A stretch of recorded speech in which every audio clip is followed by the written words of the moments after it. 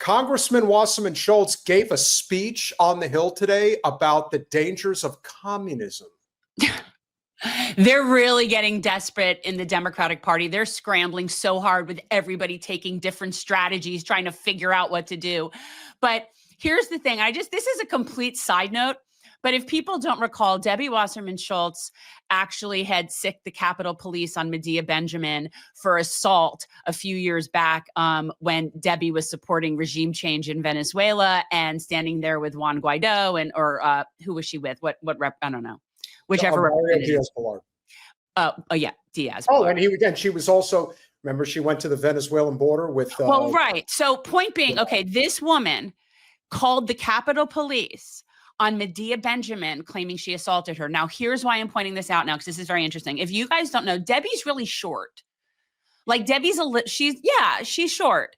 I've been in Debbie's presence enough times where I literally have to look down at her. Correct. She's very short. And if you notice the angle of this phone, which I believe is being held by Medea Benjamin, you can tell that Medea is actually smaller than Debbie.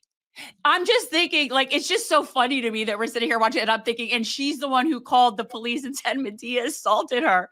Listen, and again, Debbie's little. So we know Medea's teeny because we know her, but this is ridiculous. When I've taken when I've taken a couple of photos of Jen with Medea, Jen looks like a gentle giant next to me. Yeah. I mean, definitely. Well, you're also tall to begin with, so it's like. I'm not that. I mean, I'm tall, but these people are actually particularly petite. Well, I'll call Medea petite. I won't call Debbie petite. Very often in history, as we've seen with men in particular, the whole Napoleon complex and whatnot, you always have to be mindful of short men when they ascertain a certain level of power. Well, perhaps the same can be true of certain very small women. And Debbie she's only short in height, and we'll leave it at that.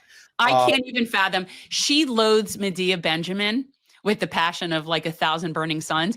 But what's so funny is she's so bad at hiding how disgusted she is. She thinks that she's ignoring her.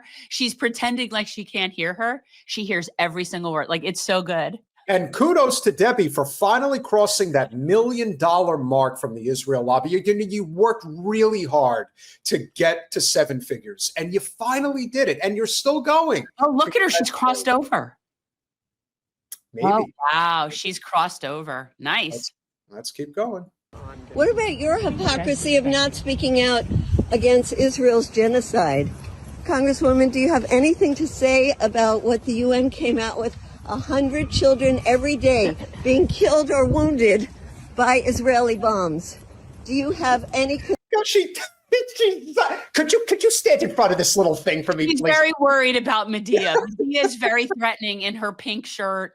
You know what I mean? She's very threatening. She's probably she's probably wearing like her keffiyeh scarf. So, Debbie is horrified by that. But all right, continue. Concern over the victims of Israel's genocide. Congresswoman, do you have any concern about the children?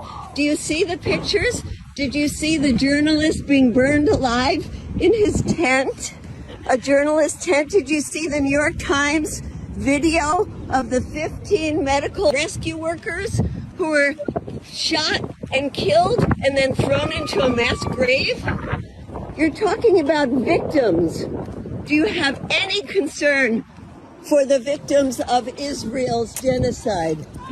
Or is it AIPAC money that doesn't allow you to have a heart for the children or the 200 journalists who've been killed? You have absolutely nothing to say because AIPAC controls you so much, or because your love for Israel blinds you to what's happening? I'm Jewish too. It's not an excuse for supporting genocide. In fact, it's the Jews who have to speak out more because we said never again. And it's happening right now. And you are supporting it. Shame on you. History will show that you have no morals. I hope it's a lot worse than that. I think that we will see. I was right about the angle of the camera, though, right? Like, you could tell how ridiculous now this is. Her face looks like it's going to melt. Like how much smaller Medea's next to Debbie. It's so silly. I can't help it.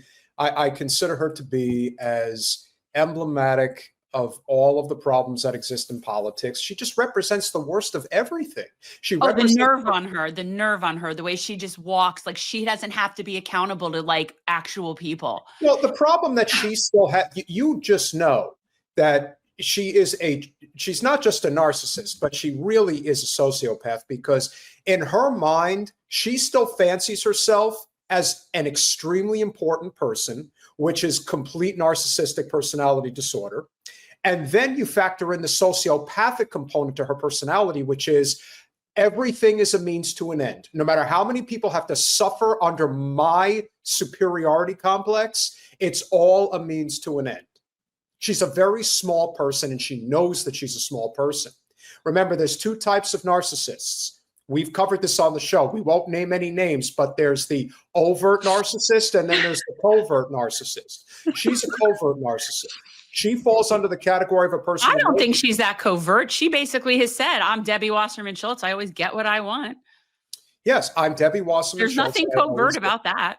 Yes, I would say that is true. Okay, so you're right. She actually would fall under the She has zero FTFs. She really thinks that like she's showing Medea.